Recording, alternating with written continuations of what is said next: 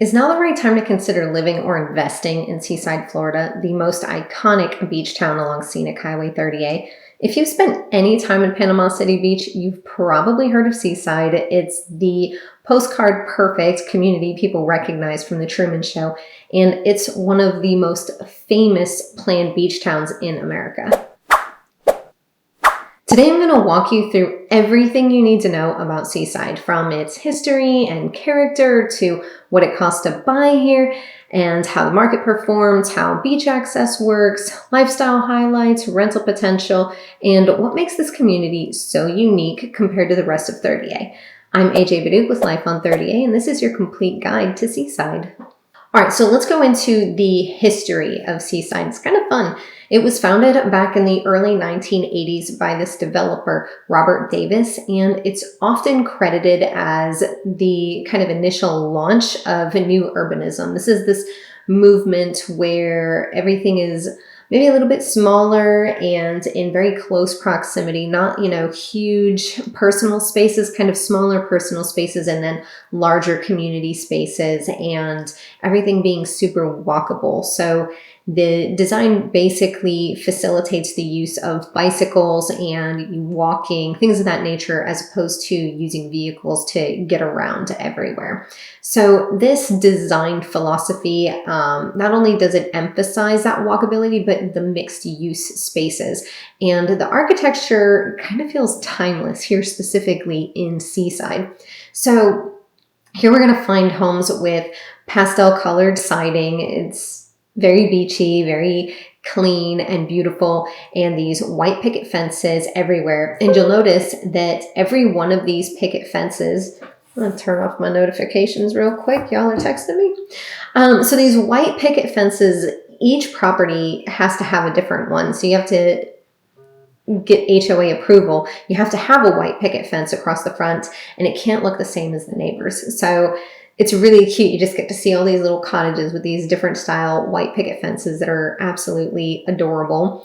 And you've got porches that face the street, and then just kind of small town touches like cobblestone streets and then open green spaces. It just feels very, very welcoming and still very classy.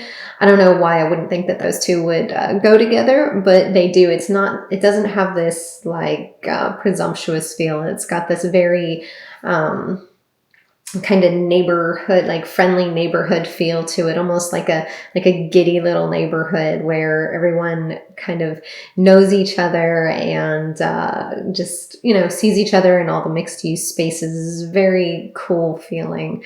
And the goal was basically to foster that feeling of community, where you can walk to your neighbor's house and grab a coffee without even getting into your car. You can enjoy the public spaces that are designed for connecting with these people in your lives, which I think is fantastic. I can't tell you guys how many times on the Facebook pages, especially like all the mom groups that I'm a part of, that are constantly like, what are you guys doing to make friends? It's so hard to make friends. And the reality is this area is very much kind of catering to short-term rentals and guests coming in, as opposed to the locals, which I'm going to get into more of that later, which is kind of funny. We have this new urbanism development designed to create community, and then it's completely submerged essentially with tourism. And so it's really hard to have a feeling of community when nobody that is here lives here full time. I wouldn't say nobody, but there's a whole lot of short-term rentals going on here, but it still makes it super, super fun. And so anyways, it worked. That new urbanism development, it absolutely worked. Seaside actually became world famous after it was featured on The Truman Show. But even before Hollywood, it was this model for a planned coastal community, and they just pushed it worldwide. So today, towns like Rosemary Beach and Alice Beach and Watercolor right here on 38 basically owe their foundation to Seaside. Okay, so let's talk about some of the home prices now that you kind of have an idea of the feel and the architecture. So the median home price in Seaside, it's a little bit above $3 million.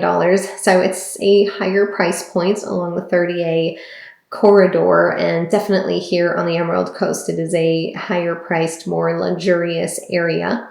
And it's pretty common to see homes that trade well above that, especially the closer you get to the actual Gulf. So the majority of Seaside is still like very close to the Gulf, but obviously the shorter the walk is across the street being 30A, the more pricey the property is going to be.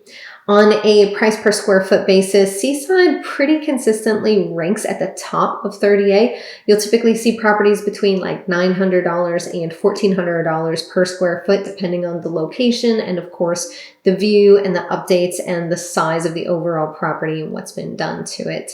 A lot of the homes in Seaside are designed to fit the town's strict architectural guidelines. That means consistency in character, but it also means that you're buying in a highly protected environment where your value is less likely to be undercut by an out-of-place build. So a lot of times when people are looking for a primary residence, they're like, man, I don't want an HOA. I don't want to spend all of this money on a house. And then the HOA is going to tell me, oh, I can't do what I want with it. Well, sometimes people want to paint a house purple in an all-white neighborhood, and it just does something to the value in a negative way. And so HOAs absolutely have a place in neighborhoods, especially in higher priced neighborhoods, to ensure that everybody's combined values are staying where they should, as opposed to being dragged down by one owner with a creative mind, we'll say. As far as the days on the market, here they tend to be a little bit longer than entry-level beach towns, but Seaside is definitely proven to be one of the most stable markets on 30A. Even when the other towns saw sharper dips, Seaside values held strong, and long-term appreciation is pretty steady here in Seaside. So I touched on short-term rentals earlier and talked about how the entire development of Seaside was essentially to create this feeling of community, but now it's inundated with short-term rentals. So let's talk about what that mix looks like. So Seaside has a significant short-term rental presence, and a lot of the homes are managed by professional on-site property management companies like Homeowners Collection or Cottage Rental Agency. And I know a couple other property managers that are more boutique style. If you guys have any questions, maybe you're considering purchasing on or in Seaside and you want someone else to manage it, maybe you already have and you want someone to manage it, just let me know. I've definitely got a couple vendors that are fantastic here in the area. The Seaside is basically a name brand. People that have been to 30A, especially Seaside, they know Seaside and they just keep coming back to it. So Seaside has that great opportunity for return clientele when it comes to the short-term rental space. Vacationers know it, which translates to premium nightly rates and high occupancy. They expect to pay a higher premium to be directly in Seaside as opposed to being over in like maybe Seagrove or something like that. Compared to nearby communities like Seagrove or Watercolor, Seaside homes often command 15 to 25% higher nightly rates. It's pretty big, and that's just because of the town's reputation. But at the same time, not every home is rented. There are a lot of Gulffront properties specifically that are kept as second homes or like legacy family residences, and that helps balance the energy of the community just a bit. So what are some things that affect not just the short-term rental market, but also the sales market and the livability essentially of Seaside? The biggest thing that draws people here is probably the beach. So let's talk about the beach access here in Seaside. It is absolutely controlled. There's no public beach in Seaside, so you have to be an owner or a tenant here to have access to it. There are a lot of boardwalks that walk over the dunes. You can't walk on the dunes.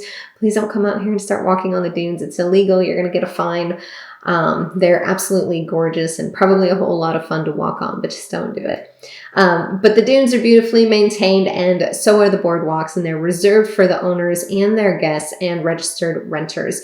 There is no extra fee to use the beach if you're an owner or if you're renting through the proper channels. It's included through your ownership or your rental package. So this keeps the beaches quieter and more exclusive compared to the larger public accesses in, say, Panama City Beach. So one of the biggest perks to owning here is having that deeded access that isn't going to be super overrun. There is a whole lot of beach drama going on here in 30A, on the 30A corridor in general. There are a lot of beachfront property owners that are now trying to claim that they own the beach. And so instead of a customary use where everybody has access to all of the beach, essentially these homeowners of a single family residence are saying, no, my backyard is all the way to the Gulf. And they're putting up no trespassing signs and hiring security guards, and they're harassing people. And so a lot of the 30A area has experienced a dip in the short-term rental market because of this, because it's so dramatic. I think it's even on like national news at this point, how crazy it's gotten, which is really unfortunate. But places like Seaside that have that deeded beach access already aren't really suffering that same pain because it's already protected. It's already there. It's already a paid for access. So that is a true benefit of having a property here in Seaside. Just something to think about. If you guys have any questions about what's going on there, absolutely drop them down in the comments. I'm happy to answer any of your questions. So we talked about the beach, but what else is there to do out here? What's, the lifestyle like being out here in Seaside on 30A? So we have the town square, which is the heart of Seaside. It's got this amphitheater and weekly farmers markets and seasonal events, and it's just super fun and welcoming and so low key. You'll see people in like beautiful beach attire for photos, and then people just literally coming up off of the beach and just having a good time, and everybody's welcome and just very chill. Dining is definitely a highlight here. We've got Bud and Alley's just across the street, so on the south side of 30A, and they're known for their sunset cocktails overlooking the Gulf. You've got the Great Southern Cafe, and that draws crowds for its mojitos and some other southern favorites. And then there's Airstream Row with Meltdown on 30A, which has these gourmet grilled cheeses, and then Frostbite's offering some shaved ice. But there are so many Airstreams there, and you just, walk along 30A right by the Airstreams. You can just decide what type of food you want, have it right there, have like a picnic. It's so fun. If you rent a spot in Seaside, go to the Airstream, like walk over there, pick whatever it is that you want to eat, and then head over to the green space and just have a picnic over there, or walk over to the beach, whichever. It's just such a easy and enjoyable experience, and I've never had a bad meal out of any of those Airstreams. It's super cool. I'd highly recommend that experience. Okay, off of food, what about shopping? So shopping is very much a boutique experience over there. You've got art galleries and fashion, so just very boutique style stores that you can go shopping in. You can just park your car, forget about it. Seaside is totally walkable and bike friendly, and so you just go and walk around the shops, get whatever you need or whatever you want, really, because let's be real. When we're going shopping, we're not going for things that we need, we're going for things that we want. So just is what it is.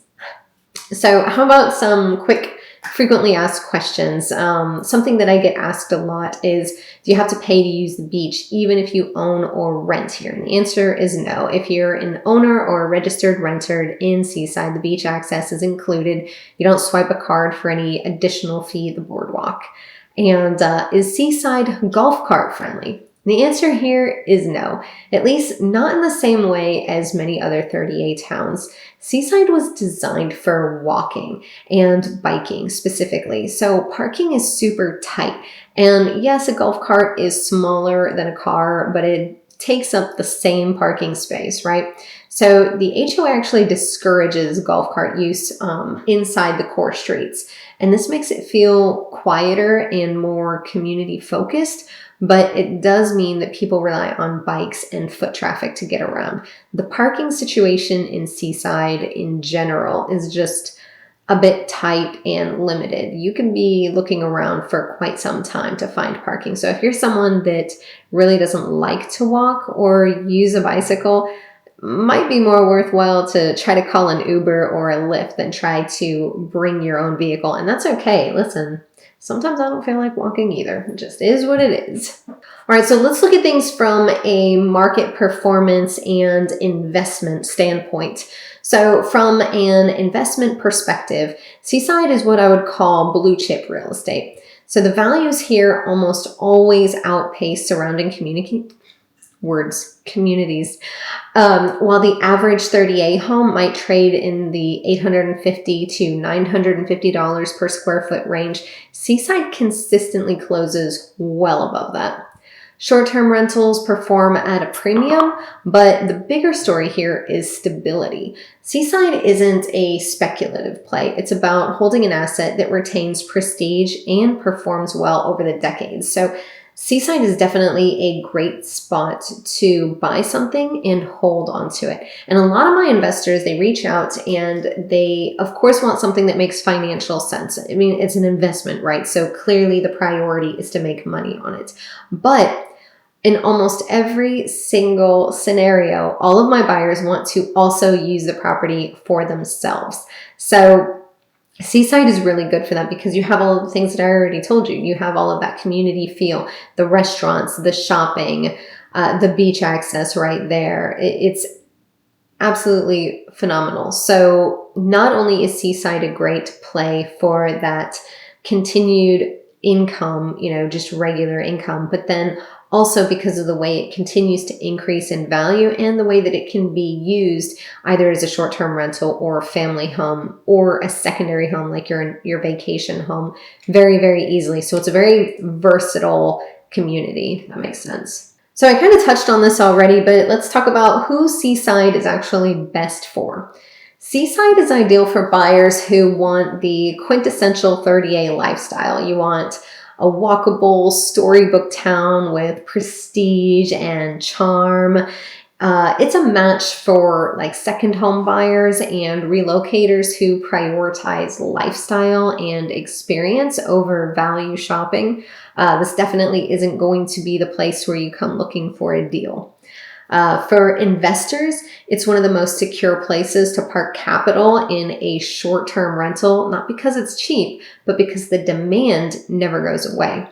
So if you want space, privacy, or bargains, Seaside is not the right fit. It's got that smaller footprint. It's made to feel like a community, not, seclusion. And you're definitely not going to get a bargain here. If Seaside isn't the right fit for you, go ahead and comment down below with what it is that you are looking for, and I will recommend to you the neighborhood that I think will best suit your needs. I don't mind doing this for people.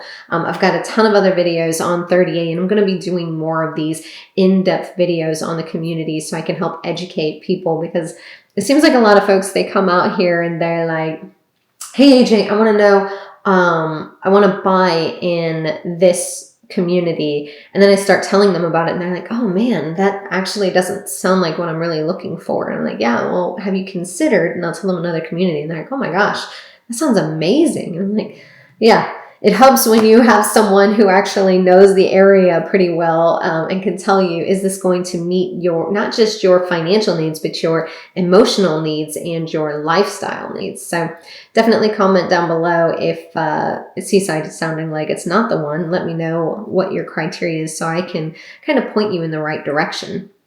So anyways, we know who it's not for. So, but if you want prestige and a built-in brand name that renters and buyers recognize, Seaside is absolutely unmatched. Now, something else that people ask me about all the time is insurance.